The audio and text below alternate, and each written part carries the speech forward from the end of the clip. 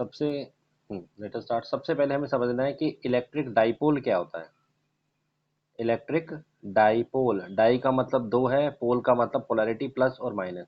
तो बड़ी सिंपल सी डेफिनेशन है, आपको इसकी लिखनी है, कुछ नहीं है। It is a pair of electric dipole, it is a pair of, notes में डालते जाइए, लिखते जाइए, pair of equal and opposite charges. It is electric dipole is nothing but it's a pair of equal and up charges. Equal किस चीज में? Magnitude में। दोनों चार्ज का मैग्नीट्यूड सेम होना चाहिए और नेचर वाइज अपोजिट हो गए। क्या क्या एग्जांपल हो गया जी? HCl की बात कर लो ना, हाइड्रोक्लोरिक एसिड का एक मॉलिक्यूल H प्लस है, Cl माइनस है, दोनों अपोजिट नेचर में, एक पे प्लस चार्ज और एक में माइनस का चार्ज। NaCl की बात कर लो, Na प्लस Cl माइनस, ठीक है, और एक पे साइन अपोजिट और मैग्नीट्यूड दोनों का 1 1 unit. This is called electric dipole. Equal and opposite charge थोड़ा सा इसमें और डाल दो, क्योंकि डाइपोल है मतलब थोड़ा सा डिस्टेंस है, तो थोड़ा सा एक लाइन ये उसमें और डाल दो, सेपरेटेड बाय सम डिस्टेंस। ऐसा नहीं हो कि प्लस और माइनस एक दूसरे के ऊपर ही हो, वो नहीं बनाएंगे डाइपोल, थोड़ा सा डिस्टेंस होना चाहिए, तो it should be separated by some distance.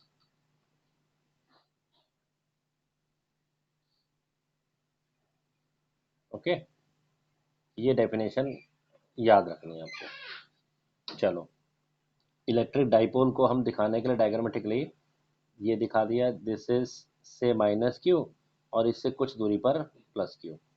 दोनों पे चार्ज, एक पे नेगेटिव पे पॉजिटिव, दोनों पे क्यू क्यू। किसी पे मैंने क्यू और टू क्यू दिखाया? नहीं दिखाया। डाइपोल में नहीं होता, दोनों सेम होते हैं।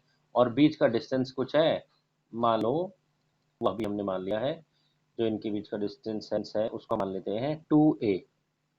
अब बोलोगे सर 2a क्यों मान रहे हैं, a क्यों नहीं मान रहे? अभी पता लग जाएगा। ठीक है, तो ये डायग्राम में आपको मैं क्या दिखा रहा हूँ, अ डाइपोल जिसमें एक नेगेटिव और एक पॉजिटिव चार्ज कुछ डिस्टेंस पर होता है। ओके, चलिए एक और टर्म लिखिए, इलेक्ट्रिक डाइपोल मोमेंट, इससे जुड़ी हुई टर्म। इलेक्ट्रिक डाइपोल मूवमेंट नहीं, मैं मोमेंट बोल रहा हूँ। एक क्वांटिटी बनाई है हमने फिजिक्स की, फिजिकल क्वांटिटी क्या है?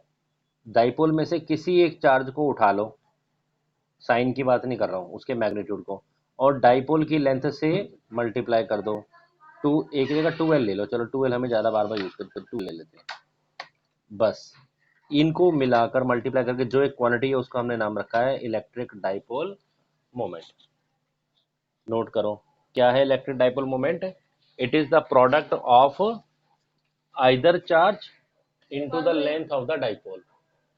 It is the product of either charge into the length of the dipole. ये कहाँ जरूरत पड़ेगी? जब हम न्यूमेरिकल में कर चलेंगे, तो न्यूमेरिकल में हमें वो इलेक्ट्रिक डाइपोल मोमेंट दे देगा, और क्यों पूछेगा, ये लेंथ पूछेगा, तो हम निकाल देंगे। डाइपोल में लेंथ हम 2l ले रहे हैं, जान के l नहीं ले रहे।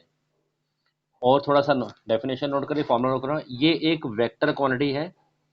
डाइपोल इज वेक्टर क्वांटिटी की डायरेक्शन से इलेक्ट्रिक मोमेंट डायरेक्शन हमेशा नेगेटिव चार्ज नेगेटिव से पॉजिटिव, इसीलिए मैंने डायग्राम में नेगेटिव को पहले बनाया है।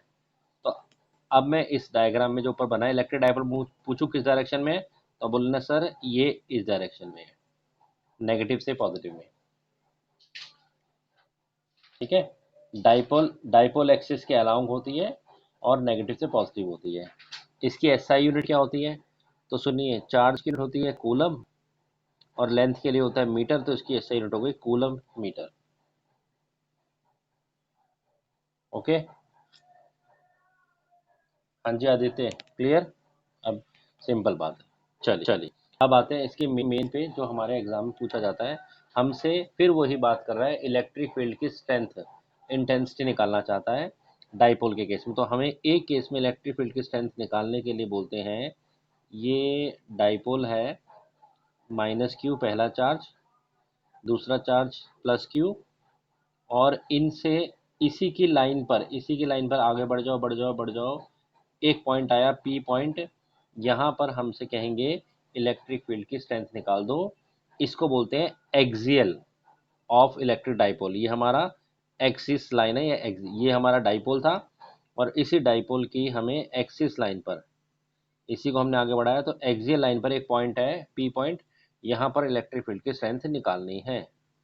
ठीक है, so our topic is electric field intensity और strength, intensity on axial line. याद रखना ये एक्सिस हमने बढ़ाया है, axial line of electric dipole. ये और अब तुम्हें ज़्यादा टेंशन की ज़रूरत नहीं है, क्योंकि ये पॉइंट चार्ज का केस है। बस तुम थोड़ा डायरेक्शन को ध्यान दो, डायरेक्शन को ध्यान दो, ठीक है ना। डायरेक्शन के हिसाब से आपका आंसर आ जाएगा।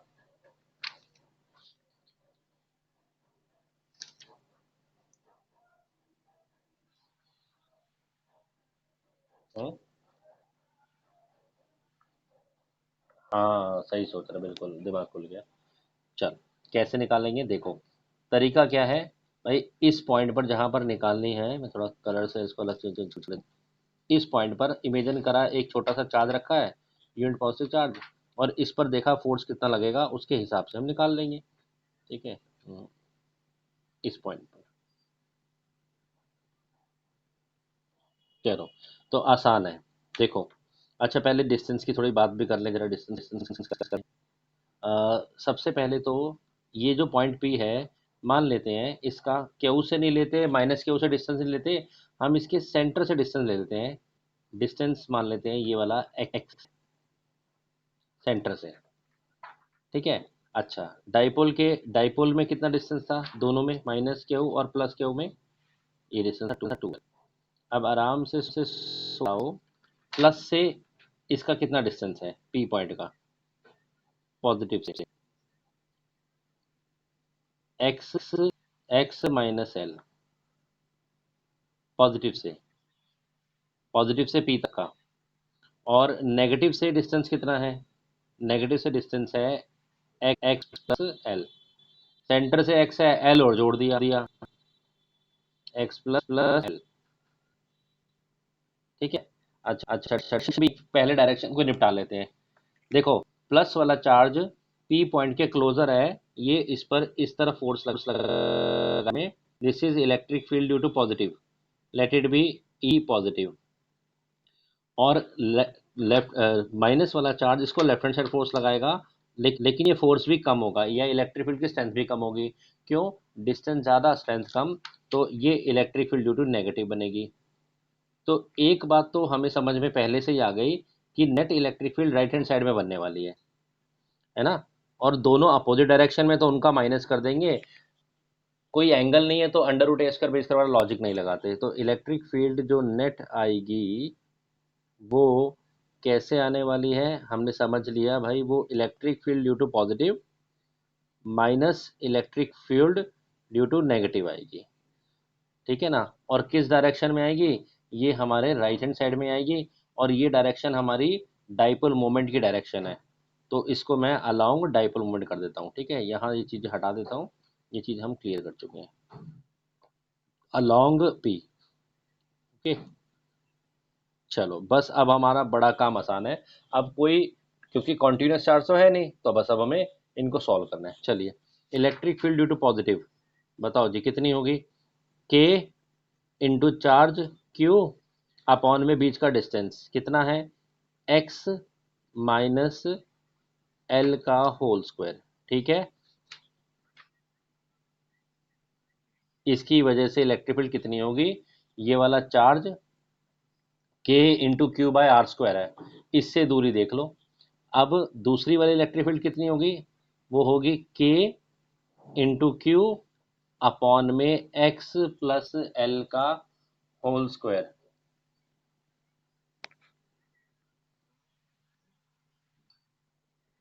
माइनस का डायरेक्शन का खेल हमने खेल लिया, तभी तो दोनों को माइनस कर रहे हैं यहाँ पर, उसके चक्कर में पड़ोगे तो हमेशा कंफ्यूज हो गए। ठीक है, बोलो आदित्य, क्लियर? कुछ नहीं कर रहे, दो चार्ज आ गए हैं भाई, एक की निकाली इलेक्ट्रिक फील्ड, दूसरी निकाली, अलग अलग निकाल लो। चलो तुम इसकी अलग निकाल लो, इसकी अलग निकाल लो, फिर आपस में क्या करोगे, दोनों को माइनस करोगे, मैं माइनस कर रहा हूँ। ठीक है, चलें इस रिजल्ट से आगे। चलिए तो अब इसको सॉल्व करते हैं। तो इलेक्ट्रिक फील्ड नेट हमें समझ में आ गई, वो है के इंटू क्यू अपॉन में एक्स प्लस एल का, नहीं एक्स माइनस था पहले आई थिंक, है ना? हाँ, एक्स माइनस एल था, क्योंकि राइट हैंड साइड पे तो डिस्टेंस कम है। और माइनस दूसरी इलेक्ट्रिक फील्ड वेक्टर क्वांटिटी है, दोनों अपोजिट डायरेक्शन लग रही है, माइनस कर दिया। अलग नहीं करके करो, वैसे वैसे करो। और किस डायरेक्शन में लग रही है? अलोंग डाइपोल मोमेंट, जिस डायरेक्शन में डाइपोल मोमेंट है। चलिए करते हैं, कॉमन लीजिए, क्या कॉमन है? कॉमन ले लीजिए। अब क्या आ गया, वन में एक्स माइनस एल का माइनस का साइन वन अपॉन में एक्स प्लस एल का होल स्क्वायर। डायरेक्शन को हम बार बार नहीं लिख रहे, ठीक है? अब क्या करेंगे, अब इन दोनों का एलसीएम लेते हैं। एलसीएम में क्या आ जाएगा, यही दोनों टर्म आ जाएंगे। चलो यहाँ लिख लेते हैं, ठीक है? बताइए क्या आ गया एलसीएम? एलसीएम में दोनों टर्म आ गए, एक्स माइनस एल का होल स्क्वायर अपॉन में एक्स प्लस एल का होल स्क्वायर। और बाहर तुम्हारा क्या चल रहा है, बाहर क्या चल रहा है तुम्हारा, बोलो? के क्यू, ठीक है? अब क्यों ऊपर क्यों आएगा, जब इसको डिवाइड करेगा एक्स, हाँ तो पहले पहले एक्स प्लस एल का होल स्क्वायर आएगा ना, और फिर आएगा एक्स माइनस एल का होल स्क्वायर, ठीक है ना? भाई एक्स माइनस एल सेम से कॉमन हो जाएगा। अब यहाँ पर तुम लगा देना ए प्लस बी का होल स्क्वायर, यहाँ लगाना ए माइनस बी का होल स्क्वायर। और इसको भी क्या करना, अलग अलग करने की जरूरत नहीं है। देखो x minus L, x plus L, इस पूरी टर्म को ए की तरह ट्रीट करना, इस टर्म को बी की तरह ट्रीट करना। और जब याद है तुम्हें, एक्स की पावर वाई होता है, सॉरी एक्स की पावर सेम, और एक्स बेस अलग अलग है लेकिन पावर सेम है।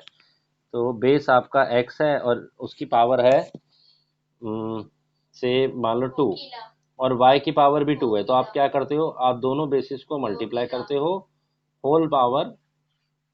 वही खेल तुम यहाँ भी खेलना, ठीक है? यहाँ क्या करना तुम, x माइनस एल और x plus L, x minus L और एक्स प्लस एल को इकट्ठा मल्टीप्लाई कर देना, तो बनेगा x square minus L square, और उस पूरे की पावर 2 लगा देना। समझ में आया? लंबा जाने की जरूरत नहीं है। तो ये तुम्हारा डिनोमिनेटर में आ जाएगा x square minus L square का होल स्क्वायर, ठीक है? और ये कौन सी डायरेक्शन में चल रहा है, बार बार अलोंग पी डायरेक्शन। ये इलेक्ट्रिक फील्ड नेट यहाँ से निकाली जा रही है, कौन सी लाइन पे निकाल रहे हैं, इसको बोलते हैं electric field on axial line. अब ऊपर चाहो तो देखो दो रास्ते हैं, या तो तुम यहाँ पर ए प्लस बी का होल स्क्वायर कर दो, और यहाँ भी कर दो, या फिर एक काम करो, इस पूरी टर्म को ए मान लो, ए का स्क्वायर, इसको मान लो बी का स्क्वायर, तो बन जाएगा ए प्लस बी ए माइनस बी। तो यही करो, ये रहा ए प्लस ये रहा बी, लिख सकते हो। और दूसरा बन जाएगा A minus B X plus plus L और माइनस एक्स प्लस एल, ठीक है? और अपॉन में फिर वही X square minus L square का होल स्क्वायर। क्या कैंसिल हो गया, एल से एल कैंसिल, इधर एक्स से एक्स कैंसिल। चलिए क्या क्या बन रहा है बताइए। इलेक्ट्रिक फील्ड के लिए बन रहा है, बाहर आ गया के क्यू, अंदर आ गया यहाँ पर 2x और वो आ गया 2l।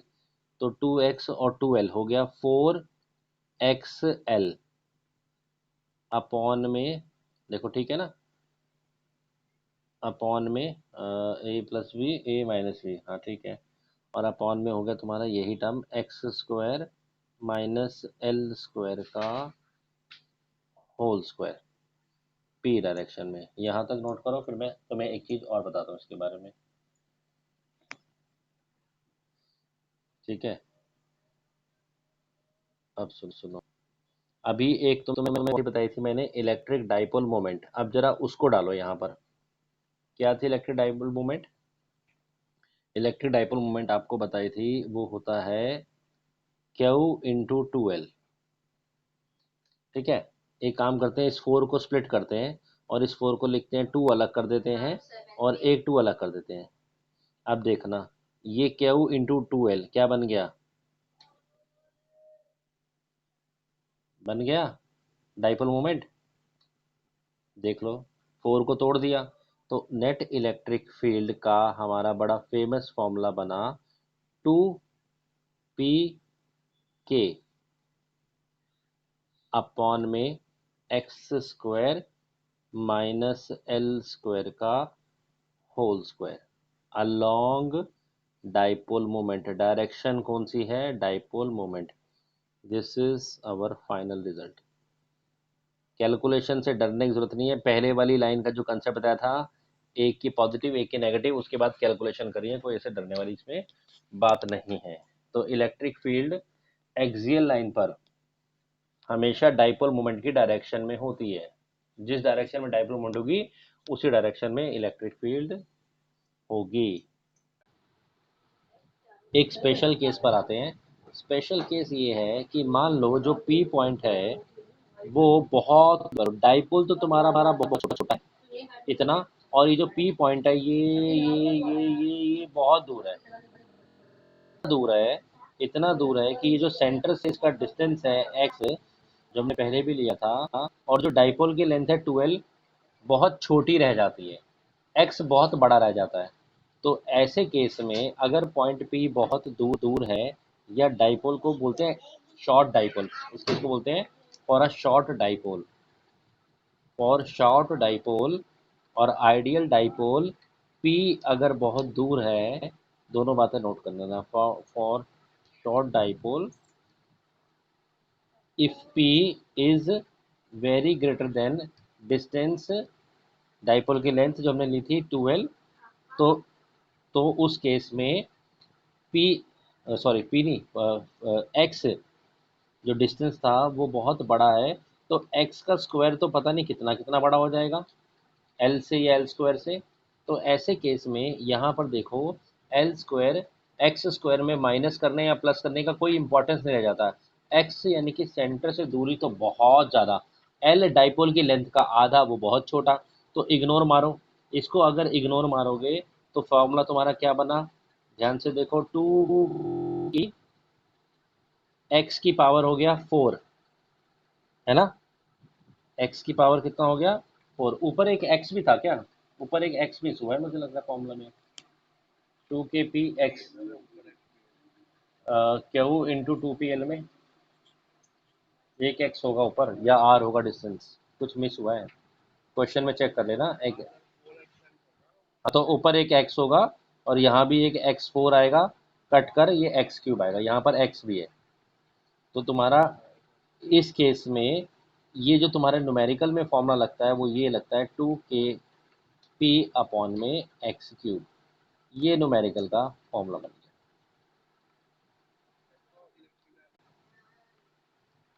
चलिए, next thing is electric field strength और इंटेंसिटी ऑन इक्वेटोरियल प्लेन, या इस इक्वेटर लाइन भी बोलते हैं, of electric dipole, line of dipole. Equator line को सिंपल भाषा में आप परपेंडिकुलर बाइसेक्टर भी बोल सकते हैं। मतलब आपकी बार आपका ये रहा माइनस और ये रहा प्लस, यानी कि दिस इज योर डाइपोल, और अब की बार आपको इसके इक्वेटोरियल लाइन पर परपेंडिकुलर बाइसेक्टर पर, इस लाइन पर कहीं, इस लाइन पर कहीं पर भी आपको स्ट्रेंथ निकालनी है, इलेक्ट्रिक फील्ड डेंसिटी निकालनी है। ठीक है, यहाँ पर भी एक चार्ज है और यहाँ पर भी एक चार्ज है। ठीक है, फिर वही वाली पुरानी कहानी, ये बीच का डिस्टेंस दोनों में कितना है, 12 मान लेते हैं। ये जो पी पॉइंट है जहाँ हमें स्ट्रेंथ निकालनी है, इसका डिस्टेंस सेंटर से एक्स मान लेते हैं। ये माइनस के और प्लस के उसमें 2l है, तो ये वाला डिस्टेंस हो गया l। ठीक है, अब समझो यहाँ पर अगर आप एक छोटा सा चार्ज रखोगे पी पॉइंट पर, इसको नेगेटिव ऐसे अपने अपने खींचेगा इस डायरेक्शन में, या इलेक्ट्रिक फील्ड ऐसे लगाएगा। ठीक है, और प्लस क्या करेगा, प्लस इसको अपने से दूर भगाएगा, रिपेल कर। हमेशा ये इलेक्ट्रिक फील्ड या कूड़ा का जो फोर्स लगता है, ये इनकी जो लाइन होती है उसी के अलोंग लगता है। तो ये जो प्लस है ये यहाँ से ऐसे लगाएगा। तो भैया ये इलेक्ट्रिक फील्ड बनाई, हाँ ने इधर, माइनस ने बनाई इधर, कहाँ जाएगा, कहीं बीच में जाना पड़ेगा, कहीं बीच में जाना पड़ेगा इसको। ठीक है ना, वो डायरेक्शन निकालते हैं। अच्छा, डिस्टेंस की बात कर लो, ये एल है, ये एक्स है, तो ये वाला डिस्टेंस कितना हो गया, ये वाला कितना होगा, दोनों सेम है, under root X square plus X square. ठीक है, under root X square plus L square, यही होगा ना, हाइपोटेन्यूज से लगाओगे। चलो थोड़ा डायरेक्शन की बात करते हैं। मान लो ये दोनों, क्योंकि मान लो ये एंगल थीटा है, ये एंगल भी थीटा है। तो अगर यहाँ पर देखें तो ये वाला एंगल भी थीटा हो जाएगा।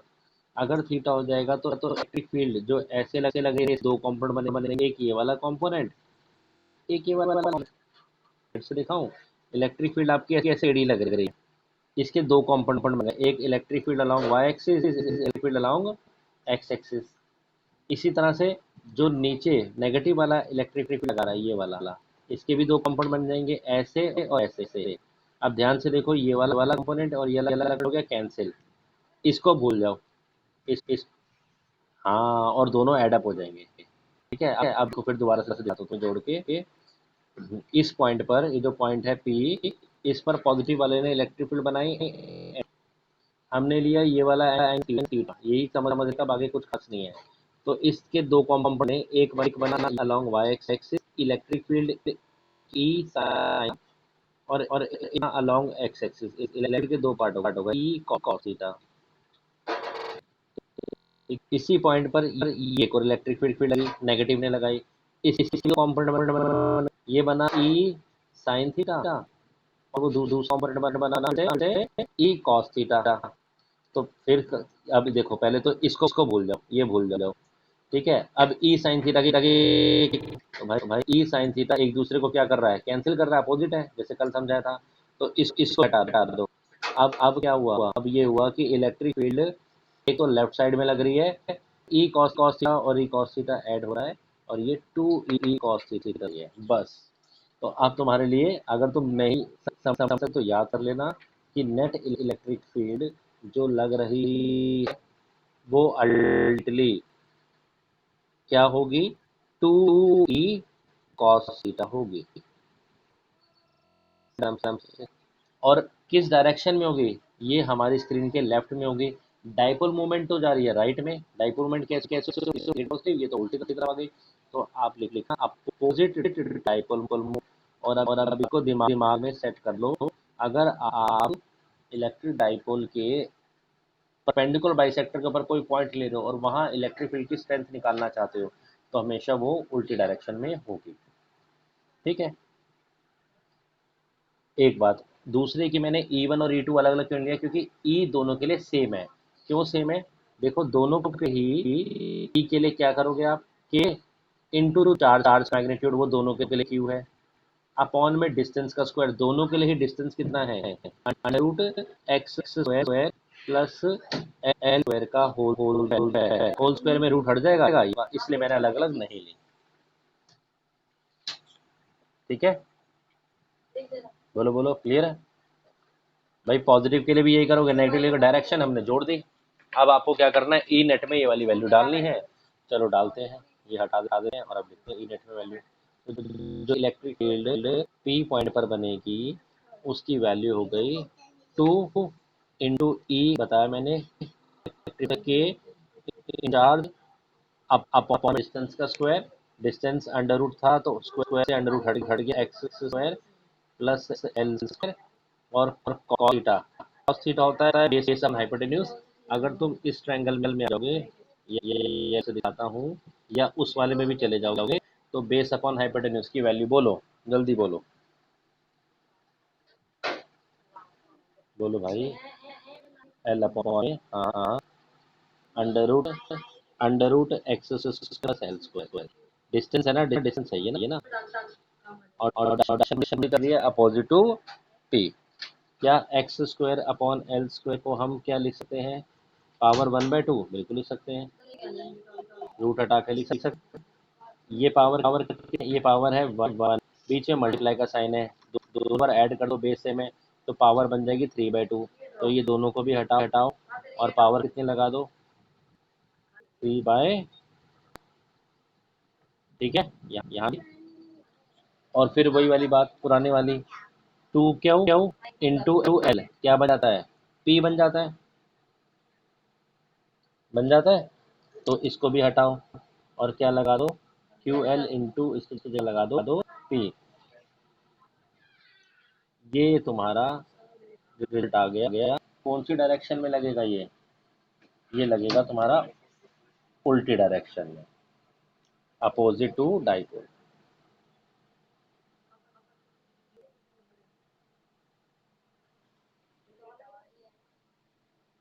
अब इसका एक स्पेशल केस देख लो पिछली बार की तरह। अगर कहानी वही हुई, ये पी दूर बहुत दूर दूर हुआ, फिर एक्स बहुत बड़ा हो जाएगा, एल एल जाएगा कि ऐड करने की जरूरत या सब्ट्रैक्ट करने की जरूरत नहीं है, ये काट देना, एल हट गया तुम्हारे आंसर में, स्क्वायर स्क्वायर गया। ठीक है, अब सिर्फ पावर में क्या बचा, यो पर ये भी कट गया। बोलो क्या रिजल्ट, अब आया ए पी अपॉन में X cube opposite to dipole moment. जरा स्पेशल केस वाले रिजल्ट से पीछे पीछे से करना, उसमें और इसमें क्या फर्क है। हाँ बिल्कुल नहीं आया, यस यस यस, यही बात नोटिस करने की है, और लिख लो इसको इम्पोर्टेंट में नोट डाल के।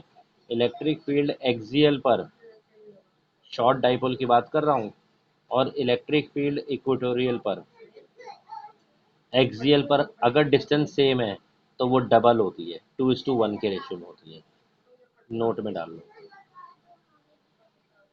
अगर मैं आपको एक डाइपोल के सेंटर से यहाँ पर, सेंटर से 20 सेंटीमीटर पर वैल्यू दे दूँ, इलेक्ट्रिक फील्ड 40 है, और इसी सेंटर से, इस सेंटर से मैं बोलूँ यहाँ से 2 मीटर, चलो 2 मीटर ले लो, 2 मीटर पर इलेक्ट्रिक फील्ड 40 है, तो इसी डाइपोल के सेंटर में इस डायरेक्शन में 2 मीटर में जाओगे, कितनी होगी, ज़्यादा सोचने की जरूरत नहीं, 20 होगी, आधी हो जाती है टोटल पर, डिस्टेंस अगर सेम है तो, डिस्टेंस अगर सेम है तो,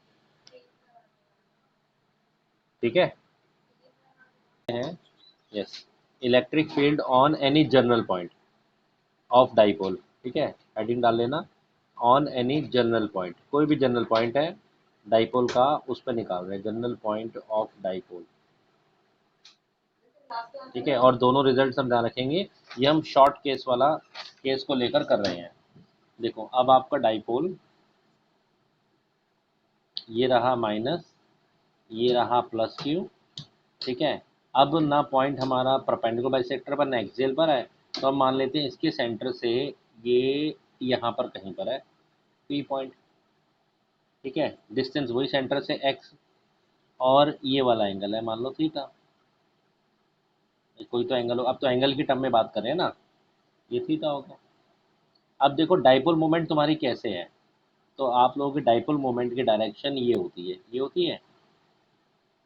अब आसानी के लिए क्या काम करो, तुम डाइपोल मोमेंट के कंपोनेंट बनाओ, डाइपोल मोमेंट का एक कंपोनेंट आप इस डायरेक्शन बना दो, ये जो मैंने अब येलो एरो दिखाया था पी डाइपोल मोमेंट, इसको मैंने तोड़ दिया, एक डाइपोल मोमेंट मैंने ऐसे बना दिया, और एक कंपोनेंट मैंने इसका इसके परपेंडिकुलर ऐसे बना दिया,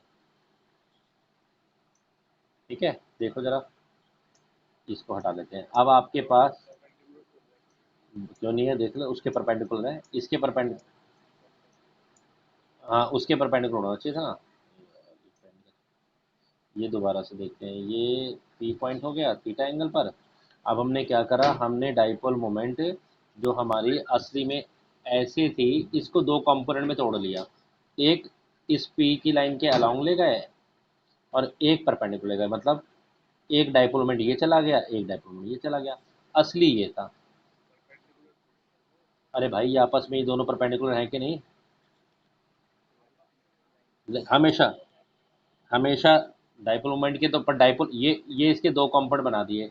एक हमेशा कंपोनेंट परपेंडिकुलर बनते हैं, एक ये बना और एक ये बन गया।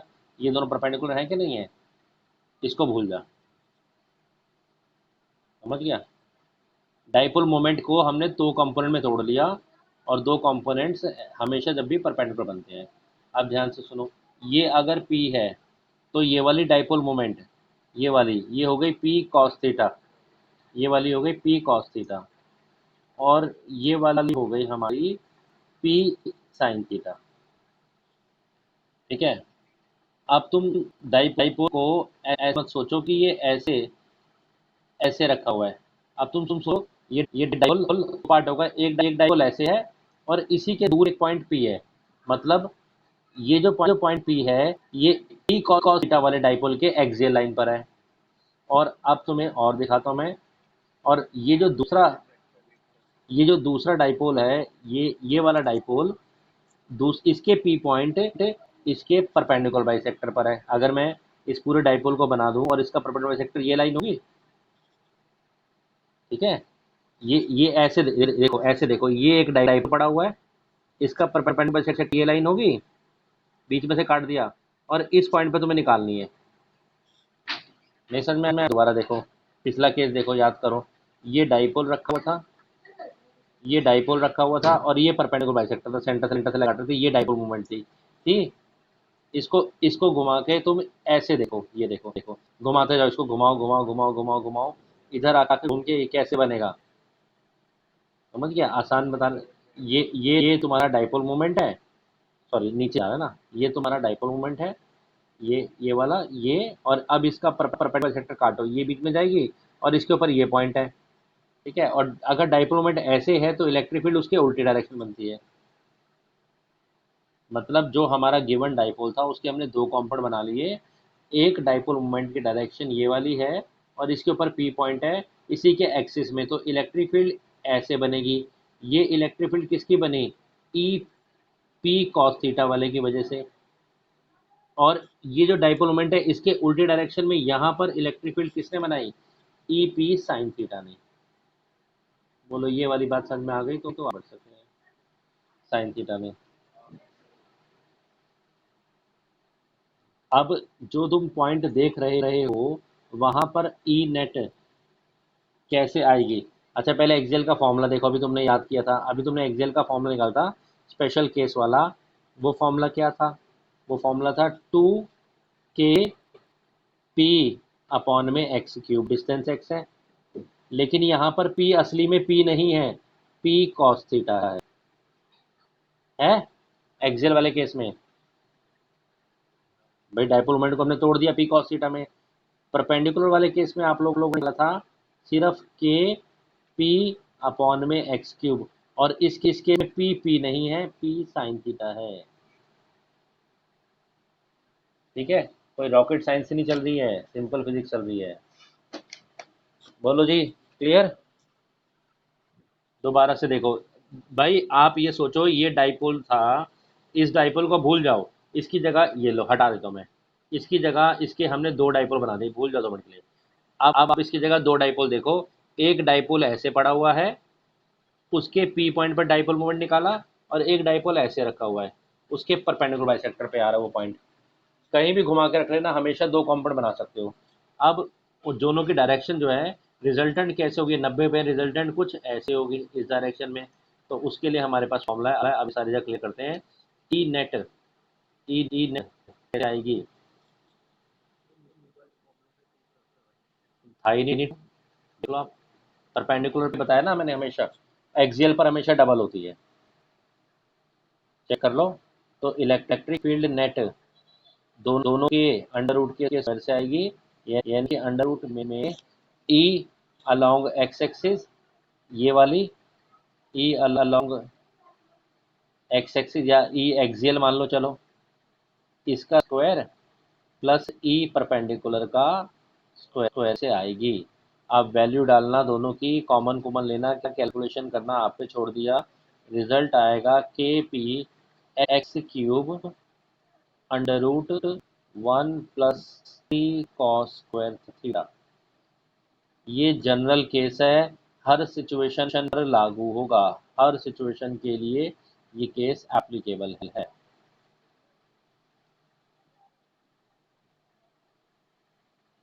चेक करना चाहते हो? एक्सियल के लिए चेक करते हैं। चलो एक्सियल के लिए थीटा कितना होगा बताइए, एक्सियल के केस के लिए थीटा कितना होगा? सोचो सोचो, दिखाऊं थीटा कौन सा था? दिखाता हूँ। ये रहा -q, ये रहा, मैं समझा दूँ दोबारा से, ये रहा +q, ठीक है। तुमने थीटा यहाँ लिया था, ये पॉइंट सरक के यहाँ आ गया, थीटा कम होते तो कितना हो जाएगा भाई? 0 हो जाएगा, 0 हो जाएगा। जब आपका पी पॉइंट यहाँ पर था, उसके बाद यहाँ आ जाएगा, तो थीटा तो यही तो एंगल था जो सेंटर से बन रहा था, एंगल बनेगा ही नहीं, 0 0 हो गया। यहाँ पर थीटा की वैल्यू 0 डालो, cos 0 कितना होता है? 1 होता है। अगर cos 0 1 हो गया तो अंदर कितना हो गया? 1 + 3, 1 + 3 कितना होता है? 4, 4 का अंडर कितना? 2, बाहर आ गया 2। यही था रिजल्ट एक्सियल पे, 2 के पी एक्स क्यूब। अच्छा, अगर ये पी पॉइंट ऊपर चला गया, यहाँ पर, यहाँ चला गया, तो ये कितना हो गया? 90। कॉस 90 कितना होता है? 0। कॉस 90 0 हो गया, तो ये अंदर वाला खत्म हो गया, 1 बचा, 1 का अंडर रूट 1 हो गया, तो रिजल्ट आ गया के पी अपॉन एक्स क्यूब। दोनों ही केस के लिए